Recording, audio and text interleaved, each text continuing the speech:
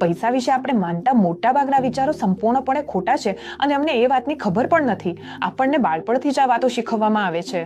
જેમ કે એફડી હંમેશા સુરક્ષિત હોય છે, એસઆઈપી કરતાં તો 12% વ્યાજ ચોક્કસ મળશે, રિયલ એસ્ટેટ પ્રોપર્ટીની કિંમતો ક્યારેય ઘટતી નથી. પણ સત્ય એ છે કે આમાંથી ઘણી બધી વાતો તો ખોટી હોય છે અથવા તો ખોટી રીતે સમજાવવામાં આવે છે.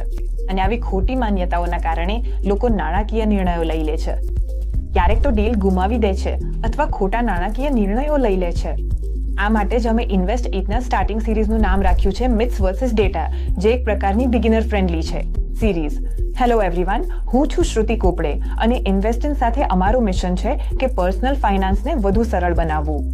આ સિરીઝમાં હું કેટલાક ભારતીય ડેટાની તુલના કરીશ અને તે અનુસાર ખૂબ જ સરળ ફોર્મેટમાં મિથ્સને બ્રેકડાઉન કરીશ. આ સિરીઝ કેમ મહત્વપૂર્ણ છે?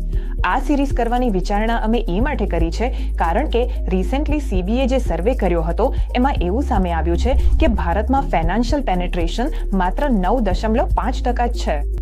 ફાઇનાન્શિયલ પેનેટ્રેશનનો અર્થ શું થાય છે?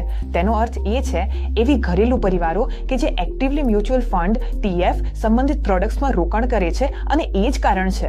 જો આપણે કુલ સંખ્યાના હિસાબે વસ્તીના હિસાબે જોઈએ તો આ સંખ્યા આવે છે 33.7 કરોડ.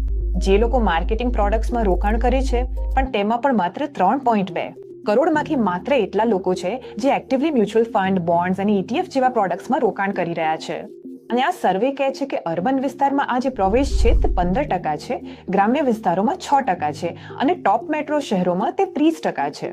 આનો અર્થ એ છે કે ભારતની હજુ પણ વસ્તીનો ઘણો મોટો હિસ્સો છે જે મેસ કે આધારિત અથવા અર્ધવિત્તીય જ્ઞાનના આધારે રોકાણના નિર્ણય લઈ રહ્યો છે. અને એ માટે જ અમે આ સિરીઝ શરૂ કરી છે જેમાં દરેક એપિસોડમાં અમે કોઈ લોકપ્રિય નાણાકીય ભૂલને તોડીને સમજાવશું અને તેને ભારતીય ડેટાના આધારે સરખાવશું. તો આ સિરીઝમાં તમે શું શીખશો? દરેક એપિસોડમાં અમે એવી કોઈ એક ભૂલ લેશું જે લોકો સામાન્ય રીતે માને છે. એ માન્યતાની પાછળની માનસિકતા શું છે અને વાસ્તવમાં ડેટા શું સૂચવે છે. અને સૌથી મહત્વપૂર્ણ વાત એ છે કે આવી ભૂલને અનુસરીને તમને શું કરવું જોઈએ. આ સિરીઝ કોને માટે છે? કોઈ પણ વ્યક્તિ જે પોતાનું નાણાકીય અથવા રોકાણ સંબંધિત નિર્ણય લેવા માંગે છે તેના માટે છે. જેમ કે કોઈ 22 વર્ષનો યુવાન છે જેણે તાજેતરમાં જ પોતાનું કરિયર શરૂ કર્યો છે અથવા પછી કોઈ 40 વર્ષનો વ્યક્તિ છે જે નિવૃત્તિ માટે યોજના બનાવવાનો વિચાર કરી રહ્યો છે. તો આ સિરીઝ તમે સૌ માટે છે. એટલા માટે આપનું સ્વાગત છે મિથ્સ વર્સિસ ડેટામાં.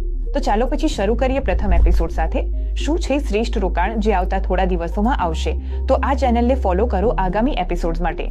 મને કોમેન્ટ બોક્સમાં જણાવો જો તમે કોઈ એવી વસ્તુ વિશે જાણવું માંગો છો જેને આપણે આવનારા એપિસોડમાં સામેલ કરી શકીએ. ખૂબ ખૂબ આભાર અને આગળના એપિસોડ માટે જોડાયેલા